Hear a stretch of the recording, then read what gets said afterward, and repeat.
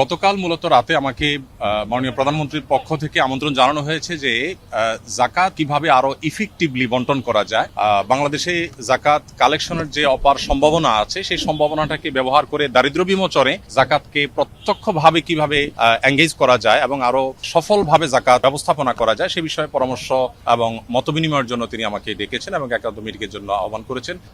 আমি আমার জায়গা থেকে যে প্রস্তাবনাটা দিয়েছি সেটা হলো যে এখন যেভাবে মানুষ যার যার মতো জাকাত দিচ্ছে এটা তো আছেই, এর পাশাপাশি